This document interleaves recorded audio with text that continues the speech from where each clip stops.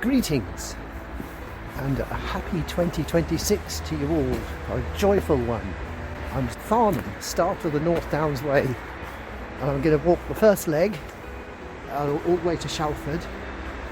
A few weeks ago I walked the second leg from Shalford to Dorking with the foot of Box Hill, so I'm doing things in a bit of a crazy order. It's part of my training regime. Later this year I'm going to walk either the Cape Wrath Trail in Scotland that starts at Fort William, goes 240 miles all the way up to the Cape Wrath Lighthouse on the northwestern coast. That should be pretty arduous. It means wild camping, taking my own food with me, goes through the remotest part of the British Isles. It's supposed to be very tough, but anyway, it's a different kind of walk. Or I might do the Wainwright coast to coast, which is probably a safer route and one very much favoured by my wife, Liz. Who's a bit worried about me going off my own for about 2 to 3 weeks in the wilds of northwestern Scotland and the Highlands. So anyway, this is a training, start of my serious training. I've probably got around about 8 kilograms on my back in my rucksack. Not too much, maybe about half of what I'll be carrying on the coast to coast or Cape Wrath. So anyway, it's a bit noisy here. I've just come off the A31, which is the Farnham bypass. It's about 10 to 12 miles this leg of the North Downs Way. So I'll see you later.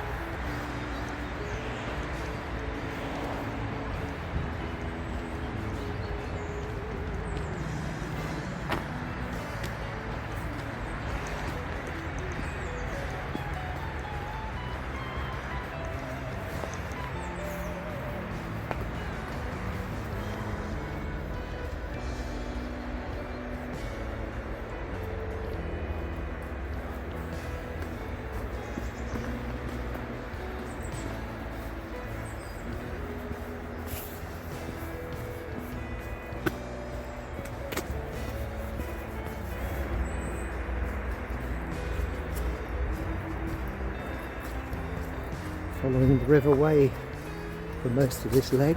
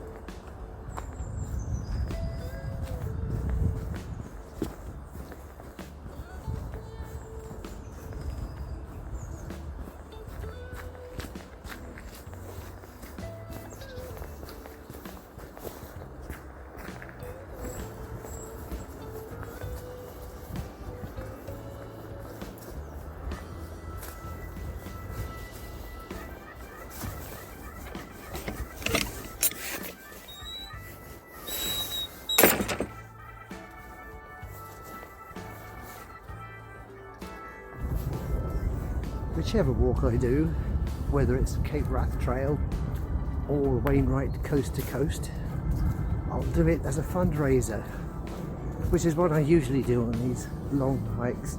I usually do them as fundraisers for my son's care home, which is run by the Norwood charity, and I also do it usually as a sign to his carers, because I feel really strongly, believe really strongly that they're unrecognised for what they do. You know, they're selfless individuals who always seem to put their person they're caring for before themselves. Work long hours. It's an incredibly demanding job. So much responsibility, physically exhausting. We know, as my wife and I raised Jeremy for the first nearly 19 years in his life, so we know what it's like, and anyone who has to care for a loved one will know as well that it's not easy. It is, but there are rewards with it. The little smile that he might give, the reaching out to grab me, which always gets me every time. We see him every Sunday, take him out for cake, his favourite cafe, Jane's Cafe near Brent Reservoir, and yeah, they always give him a free cake there as well. He's charmed them with his toothy grin. So I'll do it. I'll do that walk for his carers and hopefully raise a bit of much needed cash for the care home as well.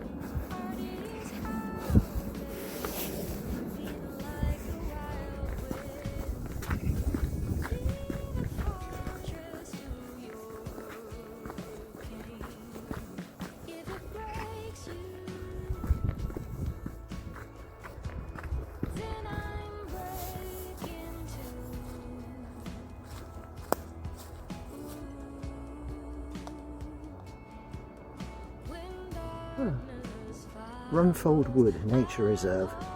They've got secretive dormice here. And a great spotted woodpecker. Oh, turkey-tail bracket fungus. That's the stuff I've seen growing on trees normally.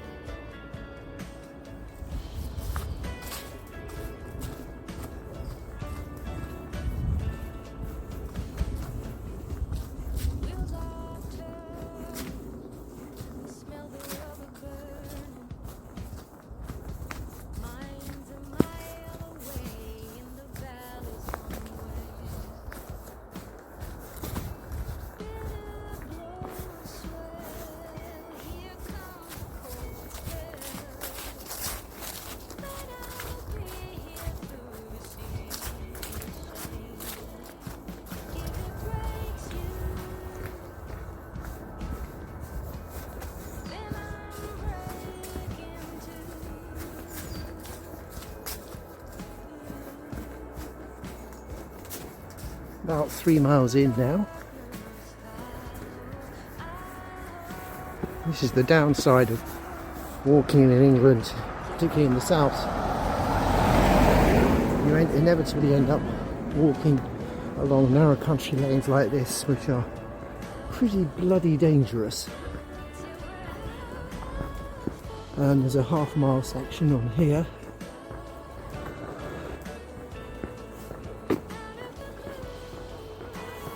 In Surrey, of course, everyone drives.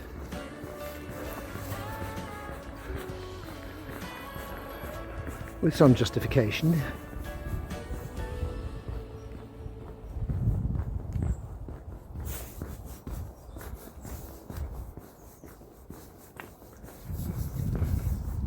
I've come off one narrow country lane and onto an even narrower one, tarmac at least, so I'm not getting all muddy and squelchy. That's good.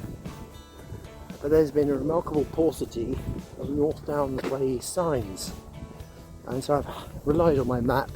I know, shameful admission, I'm being weaned off of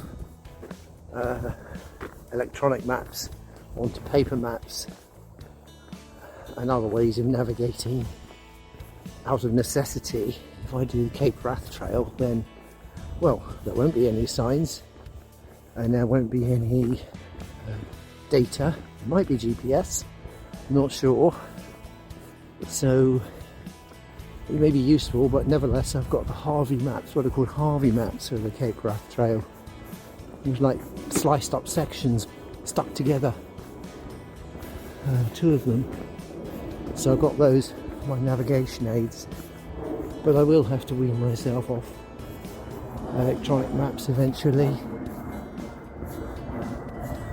It's like technology really, we all become very dependent on technology. Who uses paper maps now when they're driving? Well, you can't for a start. But I remember my dad, this is about 60 years ago, over 60 years ago, he used to study the map beforehand, write down on a piece of paper and give it to me to call out the instructions. TR with a circle and a dot in the middle of it, meaning turn right at the roundabout, and so on. But he always used to get there. Mind you, I think the road networks are much more complex nowadays. One-way systems, 10 times as much traffic on the roads as there were in the 1960s.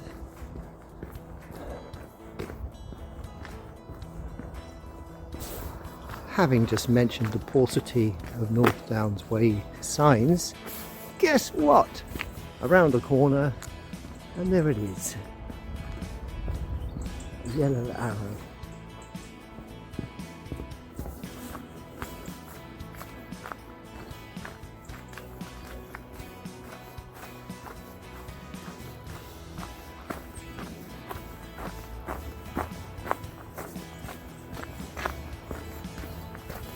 Walkers only, no cyclists. Oh, good.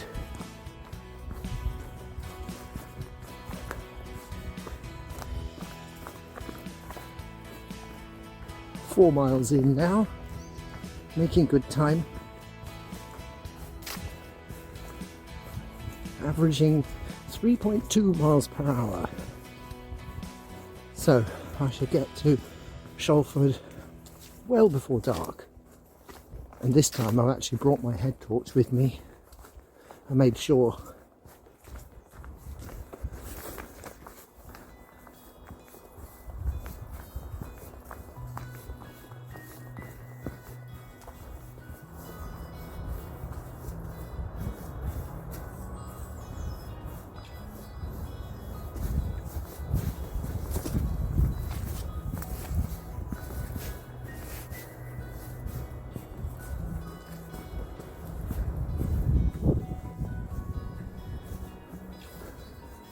How strange. I wonder what these are. It looks like they've trapped little insects inside them. Looks like a new vineyard to me. Planting vines. Just starting, and this must be something to trap the pests. Well, they are, they're tiny. Anyway, if anyone knows, please leave a comment. I'm curious.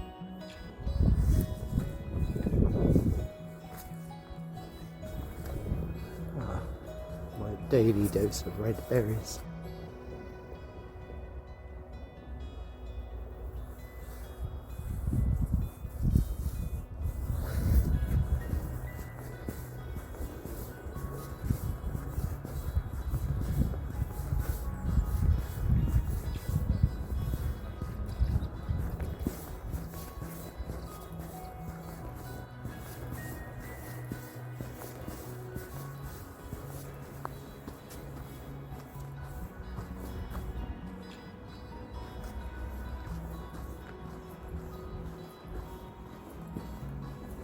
There we go, part of the mystery solved about those hanging jars on the fence and what they're growing. They're planning to grow blueberries and raspberries.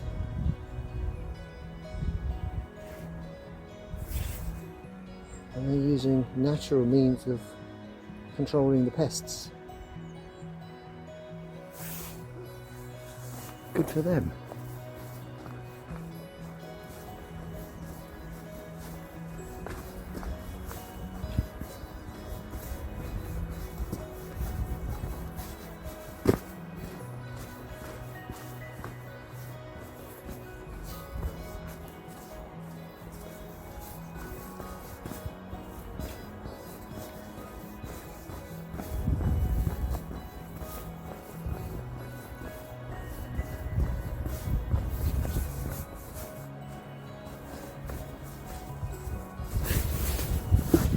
Can't get my rucksack round there. I'm going to have to climb over. I'm going to make these kissing gates wide enough. I don't know, our rucksacks have got bigger. Maybe it's meant for day walkers, I think. Not for people like me who've got a 80-litre rucksack on my back. 5 miles done. I've just passed through the village of Seal, just south of the Hog's Back. I used to travel on that route quite a bit years ago. The Hog's Back is the fast road, the A31, between Guildford and Farnham.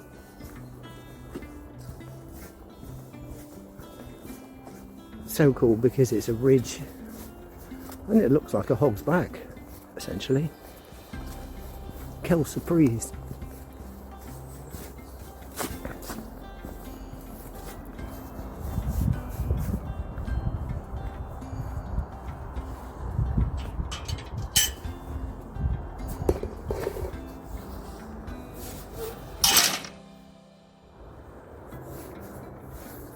Now this is more like it.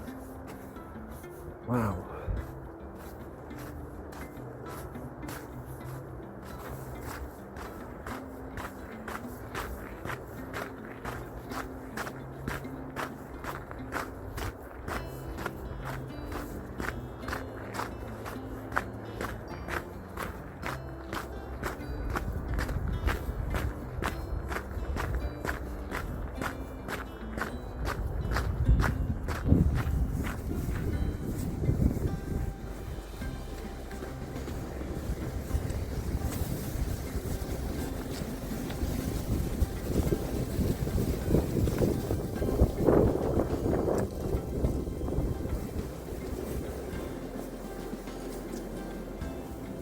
That's 6 miles up now. Still going well. Not really been that difficult. A little bit of upping and downing, but not too much. I'll see when I produce my animated route map at the end of this video. Compton, I think, was there's a wee hill there. But I think that because this pretty much follows the Wey Valley, it's going to be quite low down, and as we get towards Shalford I think I've got to cross the river, so it's going to be squelchy there. It's been lovely so far.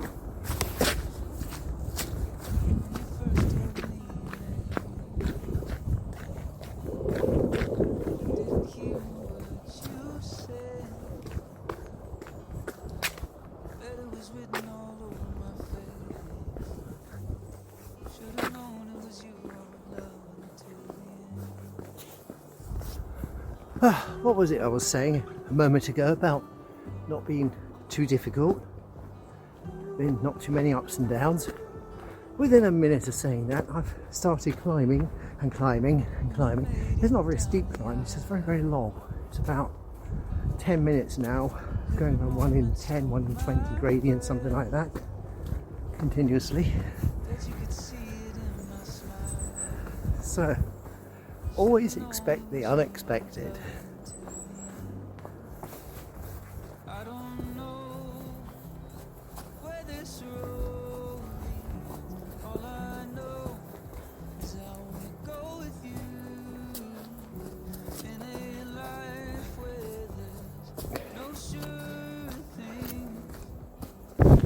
perfect golf course for somewhere to sleep at night. A nice hollowed out tree. Wow. Not really room for lying down, but you could stand up in it. Prop yourself up maybe. Nicely sheltered. What a view.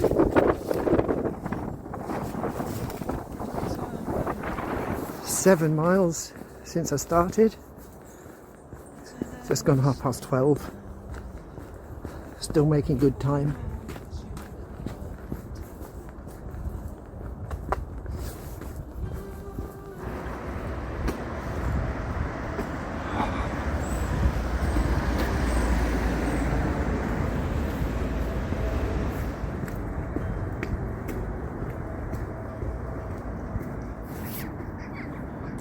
Handy, the barn bunkhouse.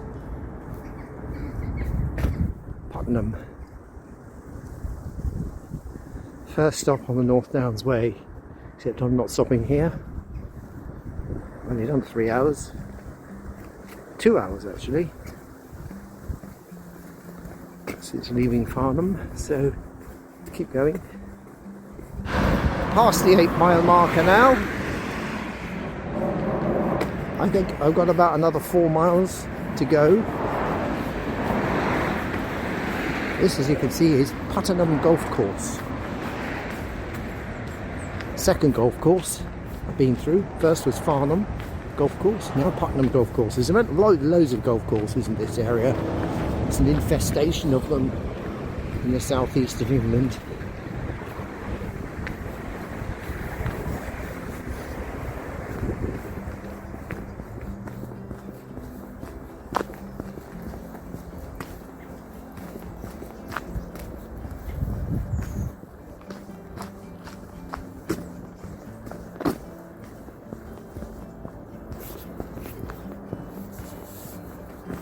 Nine miles up.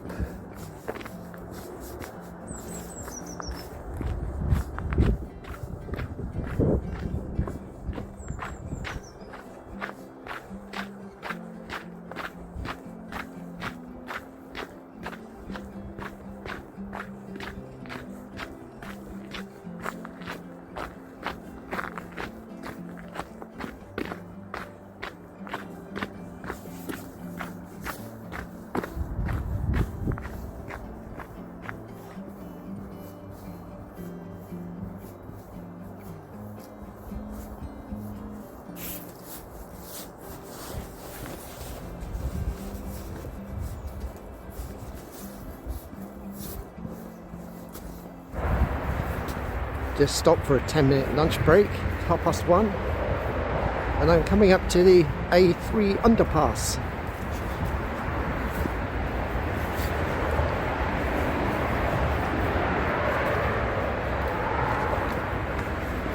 That's a double underpass. The first is the A3, the next one is the Godalming Road.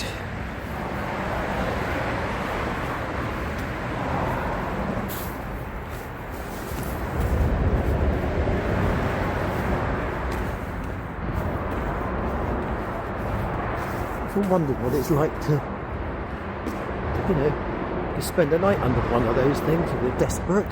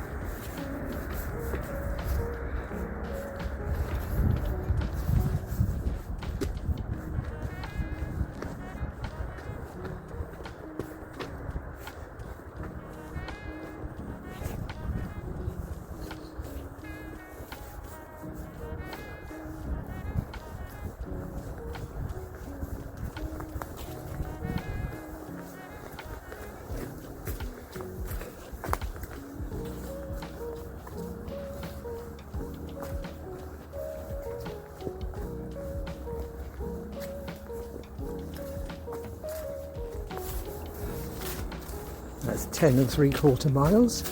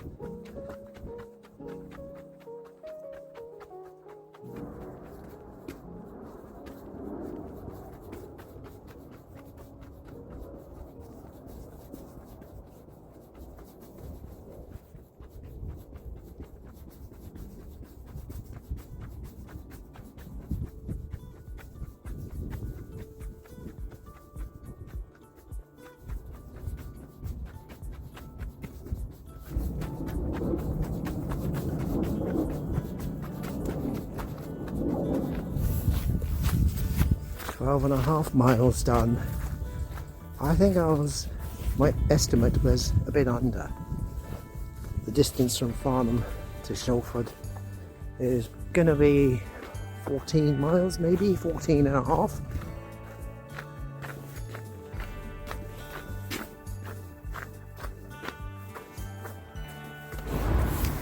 Beware, another paucity of North Downs Way signs. A village called Artington. Come out on the map, tells you to go around behind a pub somewhere and down some overgrown path. I think the creator of the path must have got as lost as I did then and ended up bushwhacking. But then there is a sign, tiny little sign, decayed, off the main road. I'm back on track again.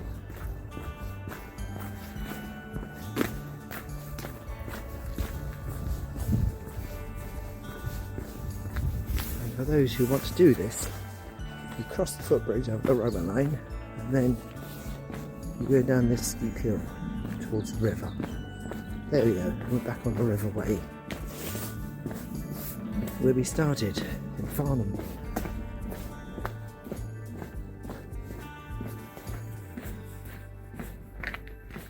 I knew this was going to be a bit squelchy.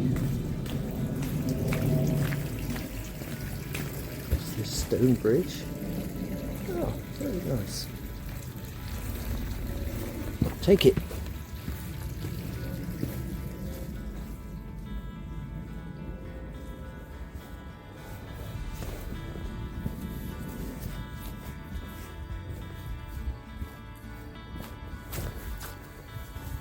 Across the footbridge.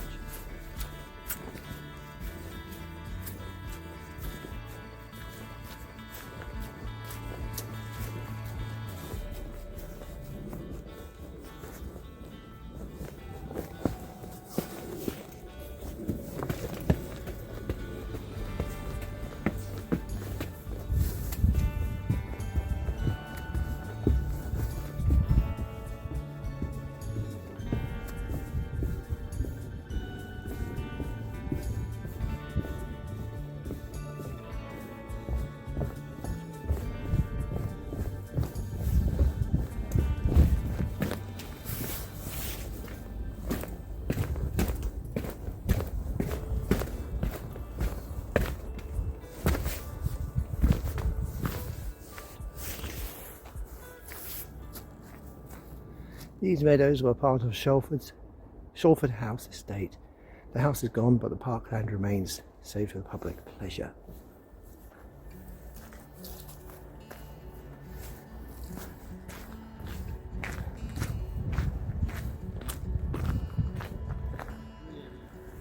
I'm about a half mile from my destination now, and it's been a great walk.